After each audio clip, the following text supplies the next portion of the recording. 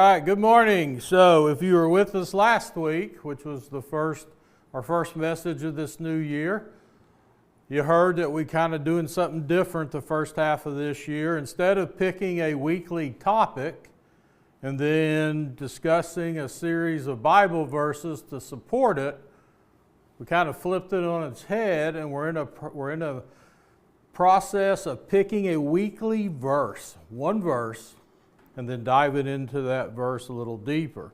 And as I gave credit last week, I went through a Bible study through the YouVersion Bible app that kind of listed these 30 most what they called famous or significant verses in the Bible, and we just go through them every week one by one. And we started last week in the beginning with Genesis 1:1. Today we're going to flip ahead a couple chapters, and we're going to the book of Exodus, chapter 14, verse 14, and the verse of the week reads, "The Lord will fight for you. You need only to be still."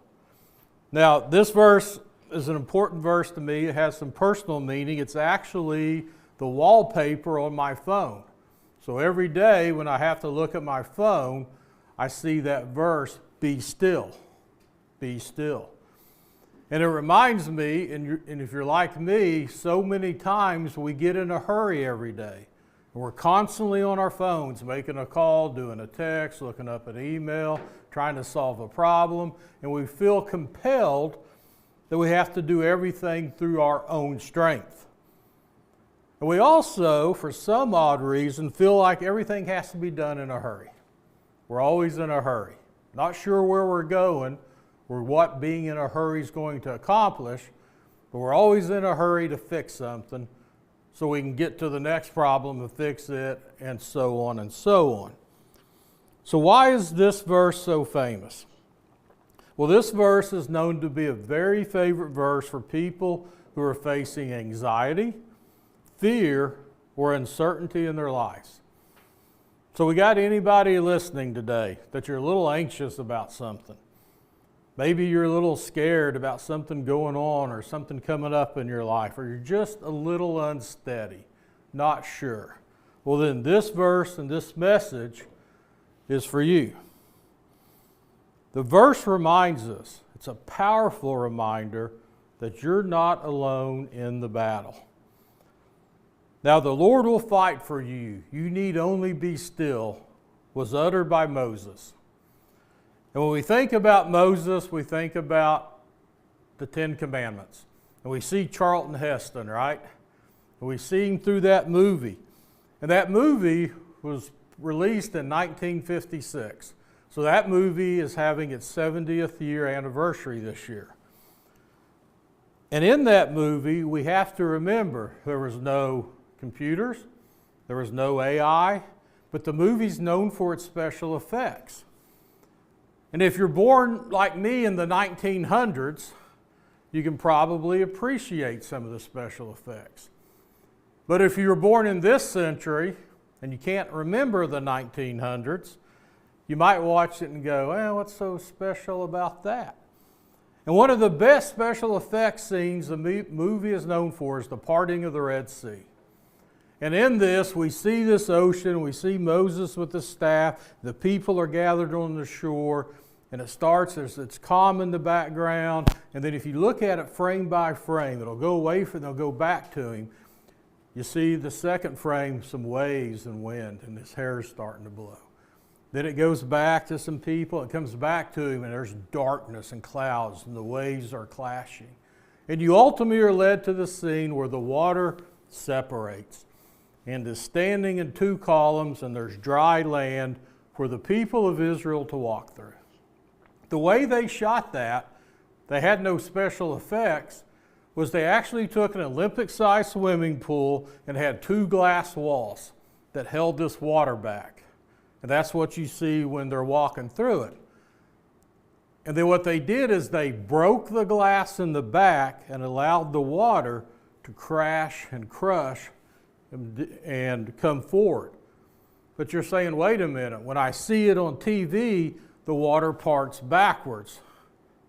What they did was they filmed the crashing scene and then they played it backwards. They spliced the film frame by frame and ran it backwards to give the appearance of water parting. I just thought that was kind of a cool fact. Has nothing to do with the verse. So back to the verse. Short explanation of the verse. Now this moment when Exodus 14:14, when Moses quotes this verse, it happens right after God has freed his people out of slavery in Egypt.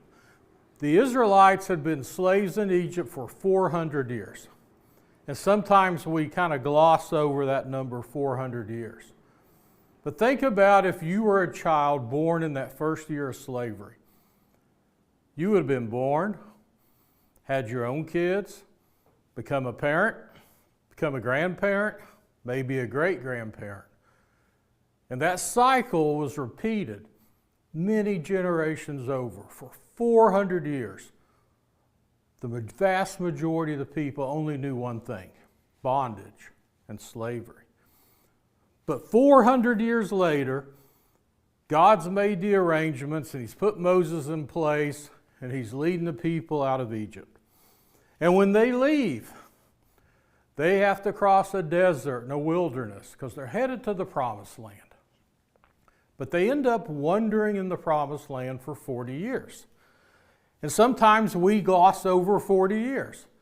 And I thought about it. If you're a young boy, and let's say you were born towards the end of that period of slavery, let's say at the time you're leaving, you're 20 years old.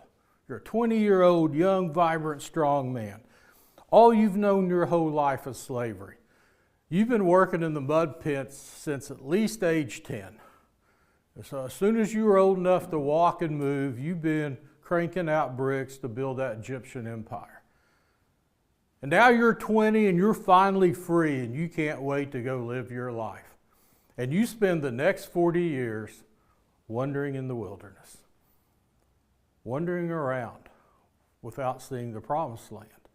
And you've come to this point in the Bible where you're now standing at the Red Sea and you can see across and the promised land's on the other side, and you're a 60-year-old man. The prime of your life was spent wandering in the wilderness. But you've been through the test. You've been through the trials. You've been faithful. You've fallen back, and the people stumbled during that 40 years. But God always provided. And now they're at their moment. But they quickly find themselves trapped. They're pressed between the sea and a hostile army that's now pursued them.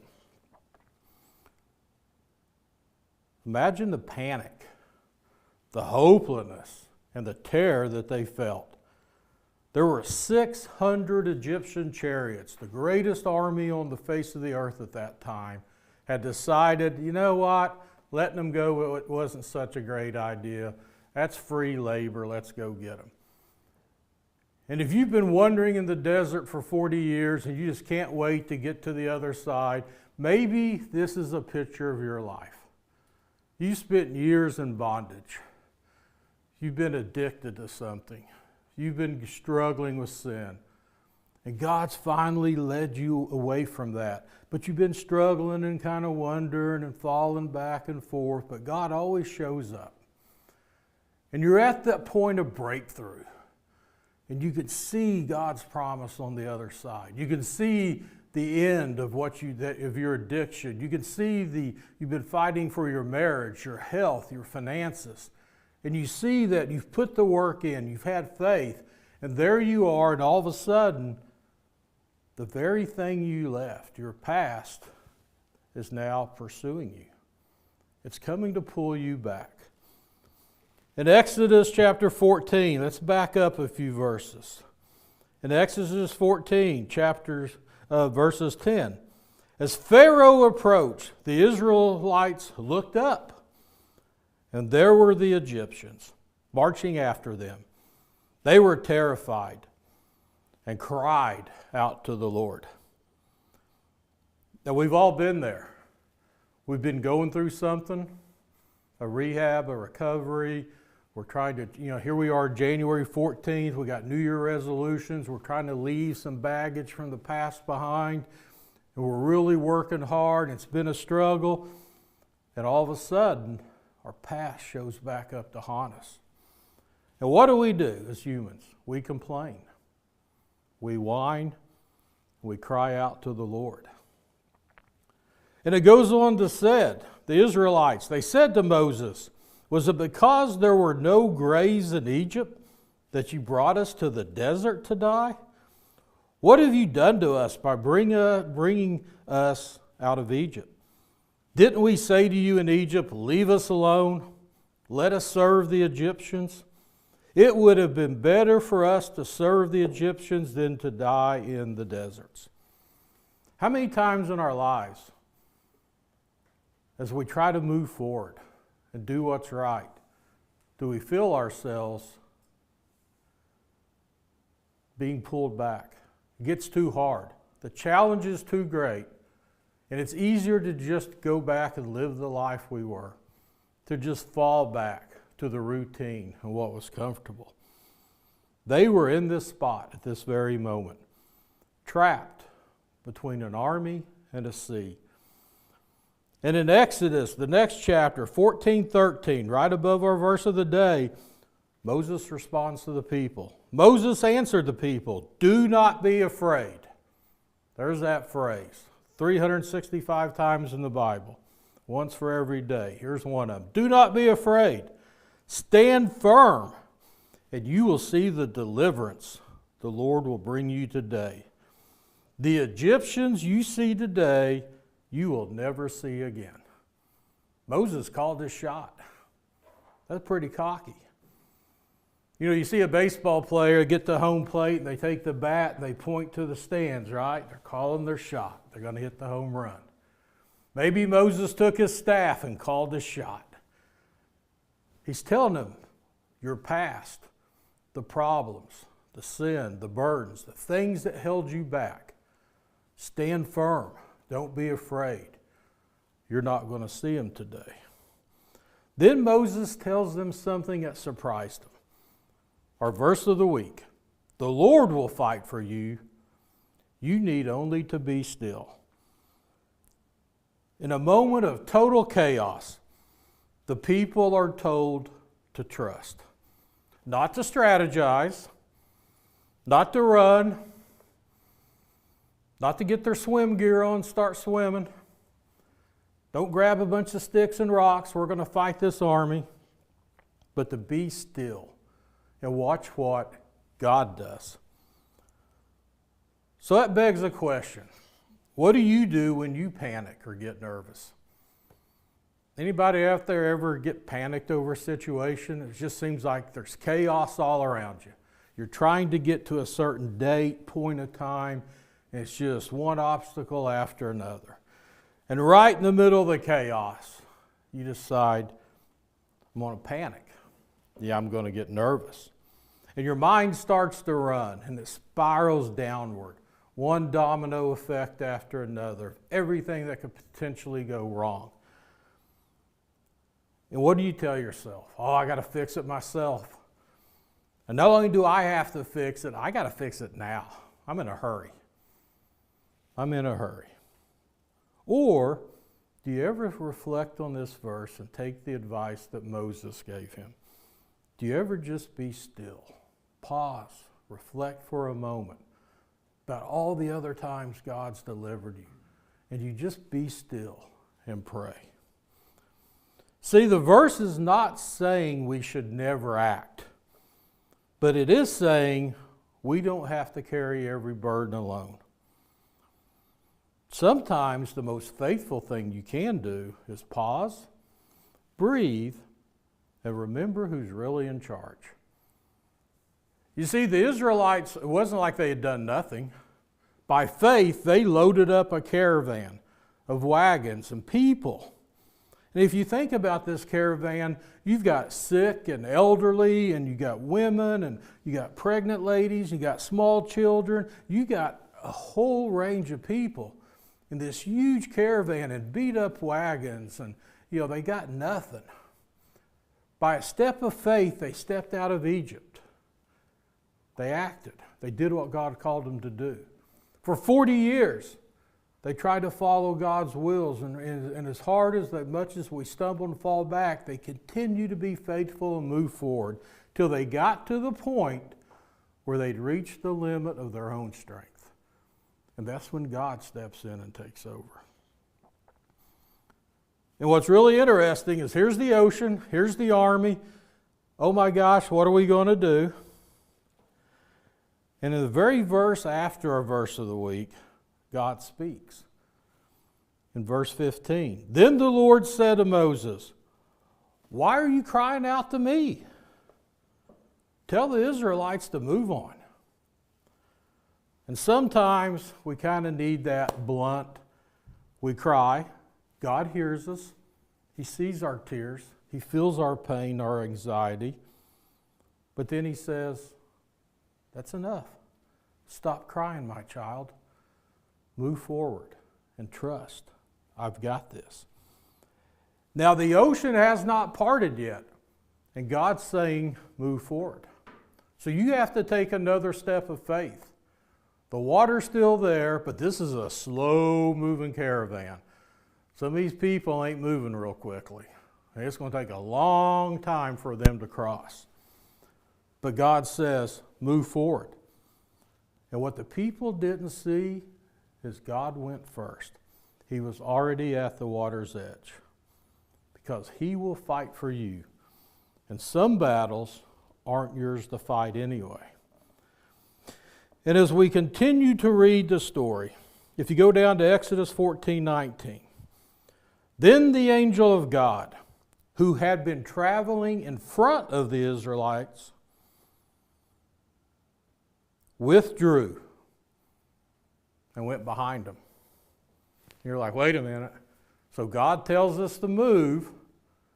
His Spirit's already went ahead. He's preparing the water. And right when we get there, he withdrew. Well, see, he went behind them and placed himself between the army and their past and their burdens and their sins, because God's always got your back. And then here comes the miracle. Then Moses, in verse 21, then Moses stretched out his hand over the sea, and all the night the Lord drove back the sea with strong east wind and turned it into dry land. The waters were divided, and the Israelites went through the sea on dry ground, with a wall of water on their right and their left. You see, the Israelites were standing in the middle of a miracle, and this may be a picture of your life right now. You're trying to leave your past. You're trying to get to somewhere that God wants you to be. Chaos is all around you. We just have to stop and cry out to God. And then we have to follow his voice to move on. And we have to trust that he's going to make the way and that he's going to stand behind us and have our backs. What could this verse mean to you? When life feels out of control, you don't have to hold it all together. Take a breath. God is with you, and your story's not over yet. These people were in bondage. And whatever you may feel like has had you in bondage may be bearing down on you today. And I encourage you to reflect on this verse throughout your day. The Lord will fight for you. You need only to be still. What are you facing today? Just name it. And be still for a brief moment today and take it to God. What's giving you anxiety? What may be putting stress on your life? You have a decision. You can go back to where you came from, or you can move forward in a step of faith. Because your blessing is on the other side of whatever you're facing today. And we have to remember, God did not remove the problem. He walked them right through it. God didn't make the ocean disappear, evaporate. He didn't remove the problem. He made a way to take them through the problem. So pray the hardest whenever it's the hardest to pray. Then let go and trust God. And you only need to be still. So as we wrap up here today, the story reminds us of God's faithfulness. They'd been through a lot. They were at the big moment, and God's not going to quit on them now. They just had to step forward in faith. And to do that, they had to pause and be still. See, God had done it before, and God's going to do it again. He did it for them, and He'll do it in our lives. And I read something this week, and it made me think of this verse because God had done it before, 900 years before the Red Sea, in the story of Noah and the great flood. You see, in Genesis chapter 6, we know that Noah's building an ark because God's getting ready to bring the storm of all storms and flood the earth to rid it of the evilness and corruptness that had entered the world. But He's going to save those who are good. And it's a foreshadowing and a parallel also of the coming of Jesus. But in Genesis 6, God gives very detailed blueprints and instructions on how to build this ark. He tells the type of wood, the length, the height, the measurements, the descriptions, the pitch, which is the tar that goes inside the hull to keep the water out. Every detail of this boat, this ship, is described in such detail. But God left out one critical component. Nowhere in that description is a steering wheel, a rudder, a sail, much less an engine. Noah was building a massive vessel to survive a storm, but he had zero control over it or over where it went. He couldn't steer it away from rocks. He couldn't turn it into the waves. He couldn't aim for dry land. He was completely at the mercy of the water. The ark was not designed for navigation. The ark was designed for floating. Noah's job was to be a passenger. God never asked him to be the captain. God was the captain. That might be another picture of your life right now. You're in this ark called life amongst the storm and the waves, and you want to steer and control this ship. We have to remember, God never asked us to be the captain. He asked us to be a passenger and go along on the ride with Him. You're trying to put a steering wheel in a situation that God simply wants you to float through. So as we leave here today, ponder and reflect on Exodus 14. Verse 14. The Lord will fight for you. You need only to be still. Have a blessed day, and we'll see you next week.